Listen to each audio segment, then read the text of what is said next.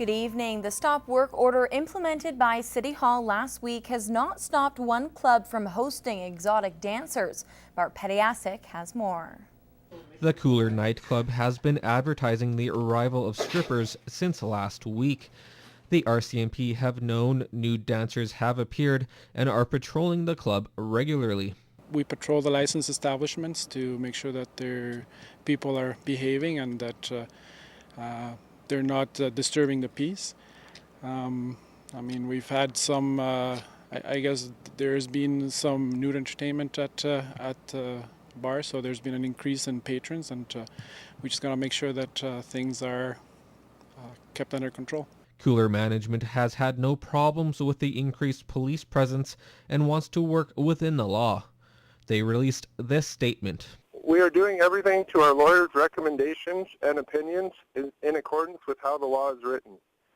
We are following all regulations, guidelines, and zoning requirements to host this type of entertainment.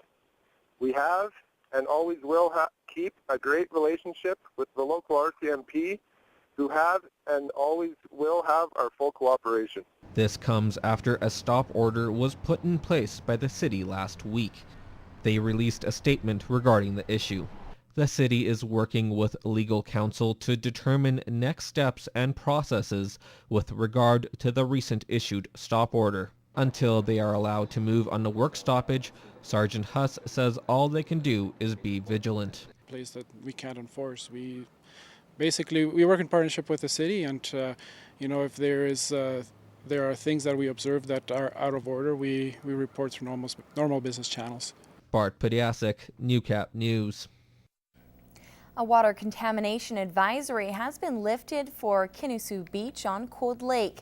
Alberta Health Services has given the green light to resume swimming and wading after water testing confirmed that bacterial levels are now within regulation. The advisory was issued last week after elevated levels of fecal chloroform were found in the water.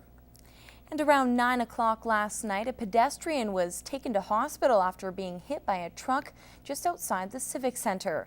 Police are still trying to determine what exactly led to the accident, but did say the area was quite dark at the time. The woman sustained non-life-threatening injuries and was taken to Lloydminster Hospital.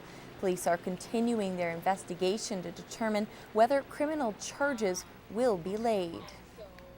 Meanwhile, one person was injured after a car and a semi collided on Highway 16. It happened yesterday just after 4 o'clock at the Kitscoty intersection. RCMP tells Newcap News the driver of the car was at the stop sign at Highway 897 and was trying to turn eastbound on Highway 16. It seems that the car pulled out in front of the tractor trailer. We're not sure of the reason for that just now, but the two did collide. And the tractor trailer came to a rest here in the middle of the highway. The female driver of the car was taken to hospital to be treated for unknown injuries. Traffic was somewhat backed up on the highway while crews cleaned up debris. There's some good news for the province of Alberta. BMO economists released a report saying Alberta can expect 120,000 jobs to be created in the next 3 months. Will Cortez has more.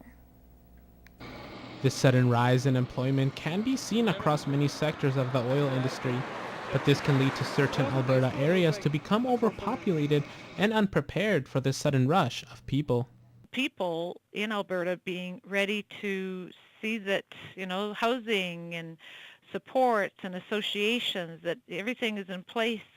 Families moving to Lloydminster shouldn't have anything to worry about. It's more the rental side that seems to be having issues. For sure, the problem we've got is just not so much in having a house for them to buy, but for the people that need to rent and just get here even on a temporary basis before families get here. Lloydminster seems to be immune to the problems that go hand in hand with employment booms, even those in the oil field. In Lloydminster, we've been pretty insulated compared to some of Alberta. In Alberta, at the last economic downturn, we heard a lot of doom and gloom, and we really didn't experience it so much in Lloyd. Will Cortez, Newcap News.